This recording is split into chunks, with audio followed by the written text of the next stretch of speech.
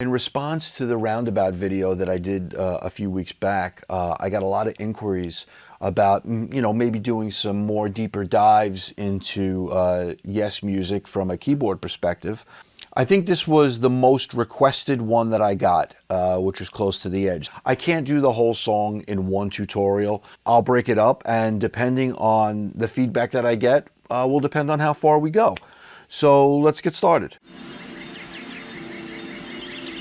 The song starts with bass and a double track guitar, so there's no keyboards in this particular part.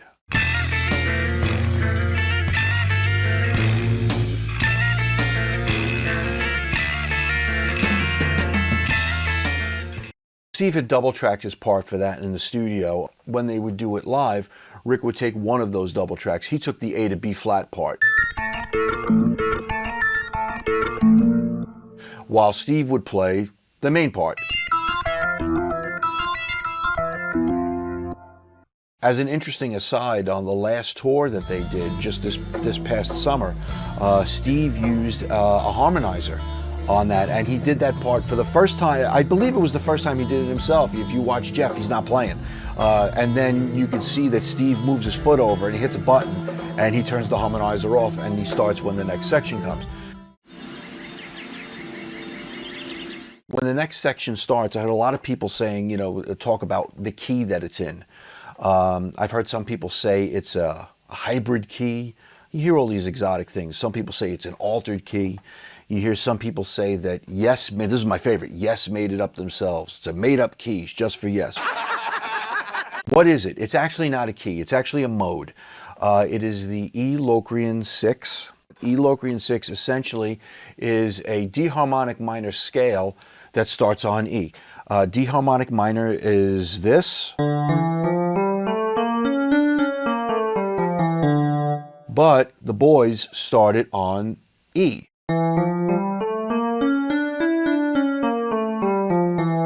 So when we get to this section,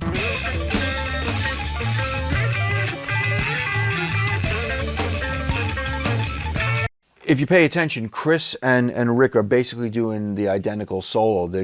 Chris is just doing it at a half speed of Rick, or Rick's doing it in double time, however you want to look at it. And the lick is this. And when you play it up to speed, it's interesting to note that during this solo, Steve, he really doesn't do too much of the D harmonic minor. He's pretty much fixated in D natural minor. I don't hear too much of the C sharp in there when he's soloing. But that's great. I mean, he's mixing the natural minor with the harmonic minor that the other guys are doing. It just adds more to that unique flavor. And maybe if it was a jazz guy, he would have used the Locrian more, but it's just Steve being Steve, and that's what makes it so awesome. Okay, so moving on to the next section, we're introduced to the main instrumental theme of the song. It's really brilliant the way it was arranged. The theme is first introduced in the major, and then it's brought into the minor, and then it goes back to the major, back to the minor, which is really, really cool. You take a listen.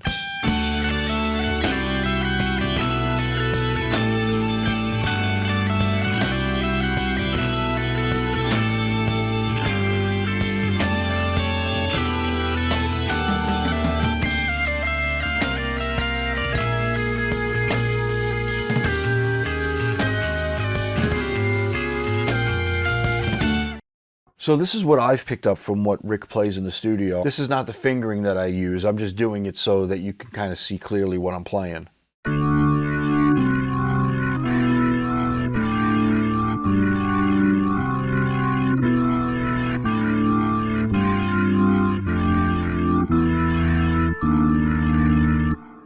Very, very cool. For those of you who are looking at it from a music theory point of view, it's really interesting to see the pivot that Rick creates to get into the minor. The harmonic structure here is pretty much entirely on Rick. He starts the descending pattern to get into the minor. And when you look at these three chords, he's really kind of already in the minor, even though the melody is not there yet. But this chord here is just brilliant. I've seen this notated in sheet music as a B flat major 7 or over E flat. I disagree. Because Rick intentionally leaves out the F, he's leaving out the perfect fifth that would indicate a B flat tonic. If it were me, I would call it an E flat major 7 sharp 11 no third, similar to the C bass chord we saw a few measures prior. Throws a tritone in there, it kind of gives it that diminished feel. So now the next part of the main theme is in the minor.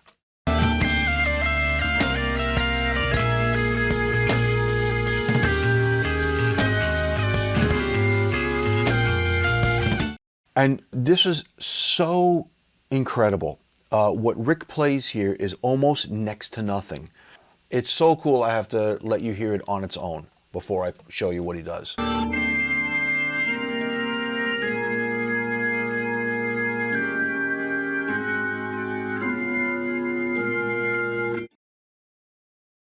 That is so un-rock and roll.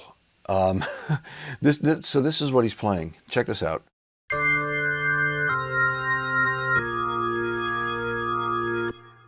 That's it. He's playing 2 notes for those 3 chords.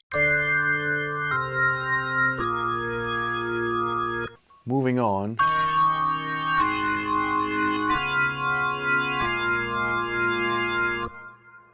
Very open, very wide spacing. These last 4 chords here are just shells of dominant 7 chords.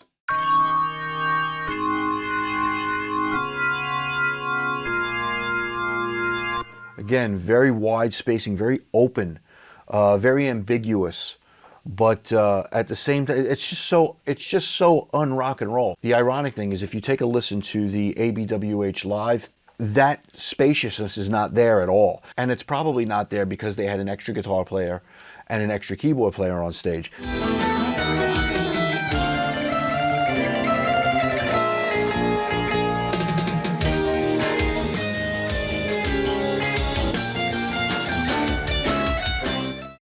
And that arrangement, it sounds much tighter.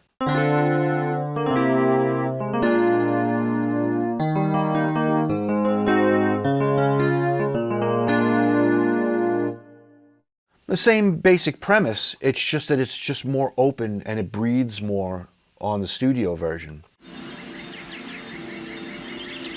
After that section repeats, we get these accented hits that are going to transition us to the next section of the song.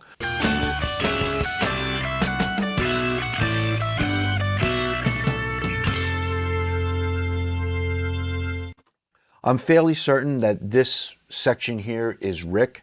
In terms of arrangement, we have to get from one key to another, and Rick was pretty masterly at doing that. So this is what we have.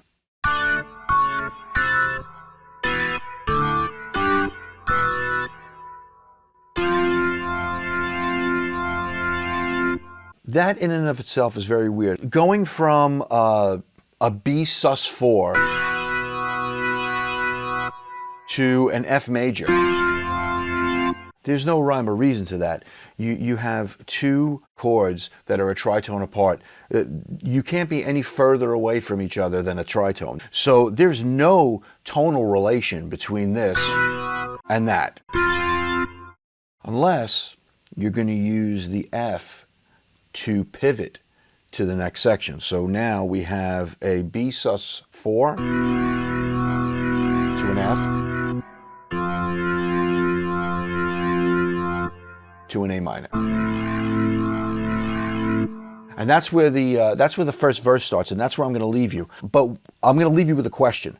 And the question is this. This section, this next section, the verse, is heavily rooted in A minor. The lick is over an A pedal in the bass that Steve and Rick do.